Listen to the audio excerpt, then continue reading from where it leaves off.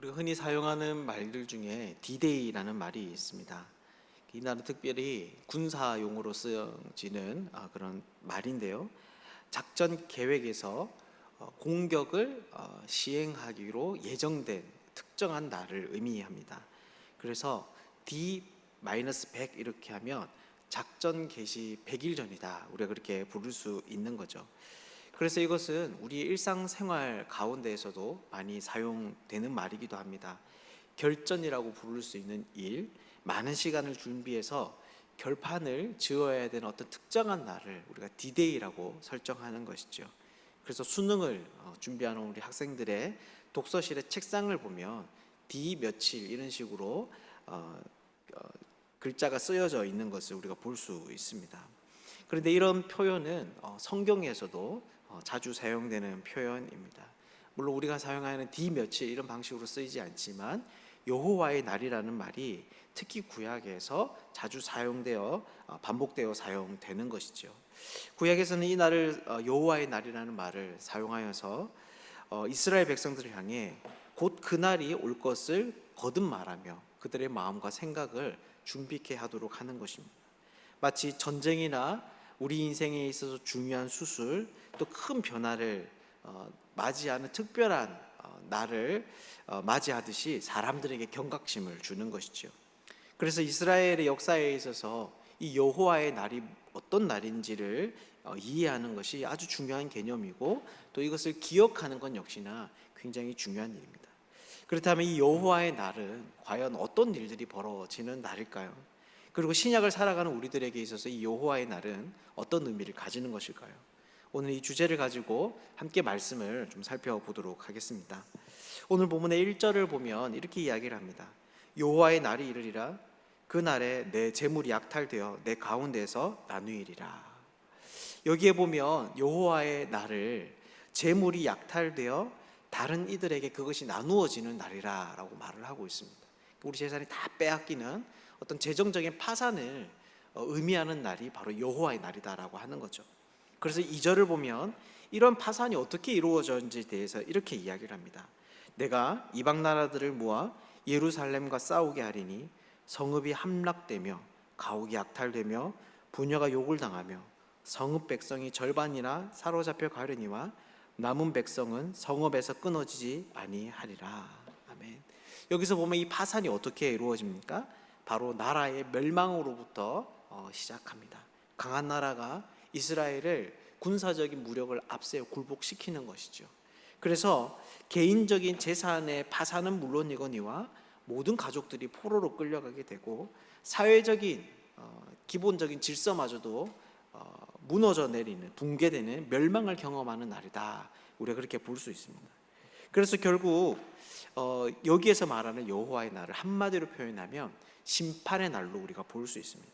마치 하나님께서 죄를 범한 죄인들을 멸망시키기라도 하시듯이 전면적인 파괴를 허락하는 날이 바로 여호와의 날인 것이죠.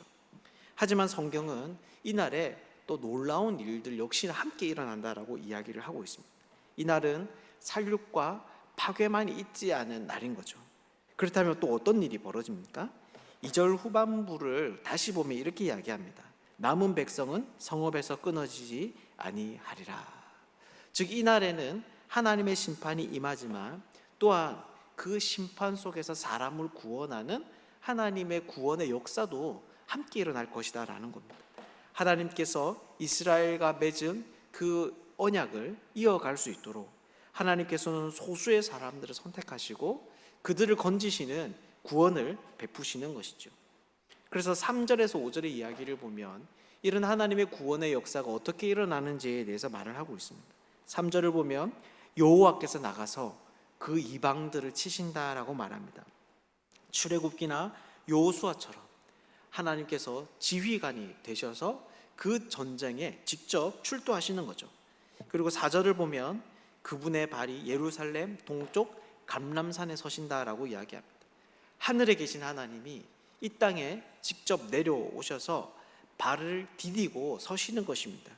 그리고 그분이 하시는 일이 뭐냐면 그 산 가운데로 골짜기를 내시는 겁니다. 그리고 사람들로 하여금 피하게 하는 거죠.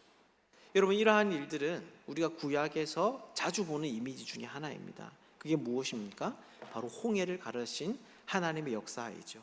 즉 하나님은 이런 여호와의 날에 심판을 행하시지만 또한 그날 자신의 백성을 구원할 피할 길을 여시는 그런 분이시다라는 겁니다. 그래서 모든 거룩한 사람들이 자신과 함께 할 수 있도록 이 혼란 가운데 여호와께로 피한 신실한 사람들을 하나님의 백성이 되도록 부르시는 것이죠.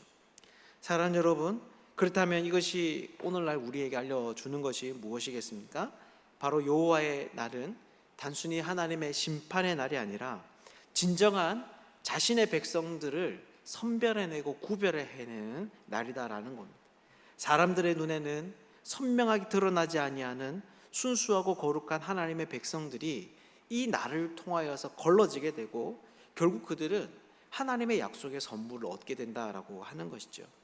그래서 이런 이야기는 개인적으로 여러 가지 인생의 환난을 당한 사람들에게 있어서 큰 위로가 됩니다. 인생의 막다른 골목에 섰을 때에 우리는 이것이 자신의 백성을 파괴하는 하나님의 잔인한 손길이 아니라 결국에는 진정한 하나님의 사람들을 걸러내는 그런 과정으로 이해하고 그 이후에 우리에게 주어질 은혜를 기대하며 소망하며 그 시간들을 견뎌낼 수 있게 하는 것이죠.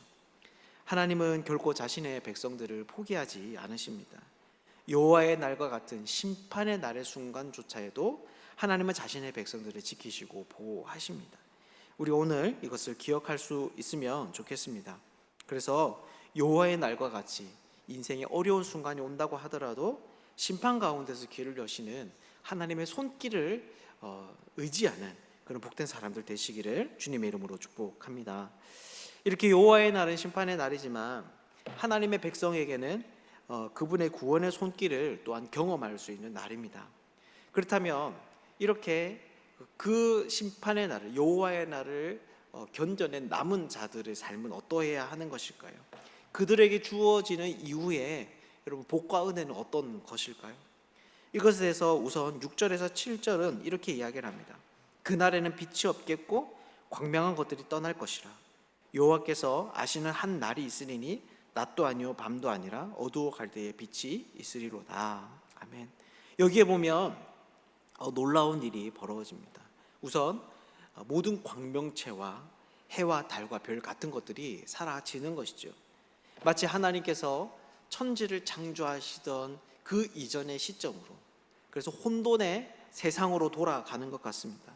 그래서 한날, 즉 여호와께서 아시는 어떤 특정한 그 날에는 낮도 밤도 아닌 날이 있다, 이렇게 이야기를 합니다. 어떤 의미인지는 잘 모르겠지만 그렇게 이야기를 하고 있는 거죠. 그런데 그때 놀라운 일이 벌어집니다. 바로 빛이 있으리라라고 하는 하나님의 그 음성이 그 혼돈 가운데 들린다라는 것입니다. 즉 태초에 천지를 창조하셨던 그 하나님의 창조의 역사가 여호와의 날 그 한복판에 일어나고 있는 거죠. 그래서 이것은 새로운 창조의 시작을 알리는 것입니다. 여호와의 날을 통과한 하나님의 백성들이 보게 되는 세상은 그 이전과 다른 새로운 창조로 말미암은 새로운 질서를 가진 세상이다라고 하는 거죠. 그래서 8절을 보면 이렇게 이야기합니다. 그날의 생수가 예루살렘에서 솟아나서 절반은 동해로 절반은 서해로 흐를 것이라. 여름에도 겨울에도 그러하리라. 여러분, 생수가 예루살렘에서 흘러나와서 사방으로 흩어지는 모습, 여러분 우리가 또 이건 역시나 우리 창세기에서 우리가 잘 볼 수 있는 장면 중에 하나이죠. 에덴 동산의 모습이 바로 이러했습니다. 그때 에덴 동산은 땅들을 적시는 강들의 기원이 거기에서 흘러나왔다라고 이야기를 합니다. 또한 에스겔서에도 보면 성전의 회복을 예루살렘에서 물이 흘러나오는, 생명의 물이 흘러나오는 것으로 이야기를 합니다. 그런 이것이 무슨 말이겠습니까? 바로 이 세상에서는, 이 새로운 세상에서는 에덴 동산처럼 하나님의 임재가 예루살렘으로부터 흘러나와서 온 세상을 복되게 하는 그런 일들이 있을 것이다 라고 말을 하는 겁니다. 죄로 인하여서 하나님의 원수가 되어 하나님으로부터 그 어떤 은혜와 자비를 경험할 수 없는 이 세상이 다시금 하나님이 주시는 그 영속적인 은혜로 말미암아 풍성한 생명을 경험하게 된다라고 하는 거죠. 그래서 구절을 보면 이렇게 이야기합니다. 여호와께서 천하의 왕이 되시리니 그날에는 여호와께서 홀로 한 분이실 것이요 그 이름이 홀로 하나이실 것이다. 이 세상의 모든 우상들, 사람들이 신처럼 떠받드는 그 존재는 헛된 것으로 드러나게 되고, 그 모든 기대와 그들에 대한 모든 사람들이 가지는 그 소망들은 다 사라지게 되고, 오직 하나님만이 예배받기에 합당하신 분으로 선명하게 드러나게 되는 것이죠. 그리고 결국 11절은 이렇게 말합니다. 사람이 그 가운데에 살며 다시는 저주가 있지 아니하리니 예루살렘이 평안히 서리로다. 즉 이제는 그 새로운 질서 안에서 다시는 전쟁이 있지 않은, 다시는 약탈과 부녀가 욕을 당하는 일들과 포로로 끌려가는 일들이 있지 않고 온전한 샬롬을 누리는 하나님의 백성들의 영원한 삶이 주어지게 된다라고 하는 거죠. 그렇다면 결국 하나님의 백성들이 살아야 하는 삶이 여러분 무엇이겠습니까? 새로운 세상을 창조하시고 온 땅을 적시는 은혜가 풍성한 나라로 초대받는 그분의 백성들이 살아야 하는 삶이 무엇이겠습니까? 바로 여호와만이 온 세상의 유일한 왕이심을 알고 그것을 고백하며 살아가는 삶입니다. 지금까지 하나님의 자리에 앉았던 그 모든 대상들을 다 내려놓고 하나님의 말씀과 그 통치에 철저히 굴복하여 살아가는 그분의 백성된 삶이 바로 남겨진 사람들에게 주어진 삶이다라고 하는 거죠. 사랑하는 여러분, 여러분들은 어떻습니까? 여러분들이는 하나님의 나라의 은혜를 누리며 살아가고 있습니까? 신약에서는 이런 여호와의 날을 주의 날이라고 표현하면서 예수 그리스도의 오심과 연결해서 설명을 합니다. 예수 그리스도의 십자가 부활은 하나님의 심판과 구원이 동시에 드러난 사건이다라는 거죠. 그렇기에 오늘날 예수 그리스도를 인격적으로 받아들이고 그분을 믿고 따르는 자들은 여호와의 날에 구원을 받은 남은 자들이라고 말할 수 있습니다. 진정한 하나님의 백성들에 대한 선택은 예수 그리스도에 대한 태도로 말미암아 결정되는 것이죠. 그렇게 오늘날 하나님의 백성들의 삶이 어떠해야 하겠습니까? 바로 하나님을, 예수 그리스도를 온 세상의 유일한 주님으로, 나의 유일한 주인으로 인정하며 살아가야 하는 것이죠. 그분에 대한 순종이, 곧 하나님 나라에 속한 백성들이 그분에 대한 순종, 곧 하나님 나라에 속한 백성들이 누리는 생명과 복을 누리는 길이 바로 그분을 주인으로 인정하는 삶 가운데 있다라는 것입니다. 우리가 오늘 이 사실을 꼭 기억할 수 있으면 좋겠습니다. 그래서 이 땅을 사랑하며 남은 자들로 새로운 창조의 질서 아래 약속된 풍성한 복을 누리며 살아가는 사람들 되면 좋겠습니다. 이 자리에 있는 우리 모두가 오늘 하루도 순종하며 사는 백성들, 하나님을 유일하게 섬기는 복된 사람들 되시기를 주님의 이름으로 축복합니다.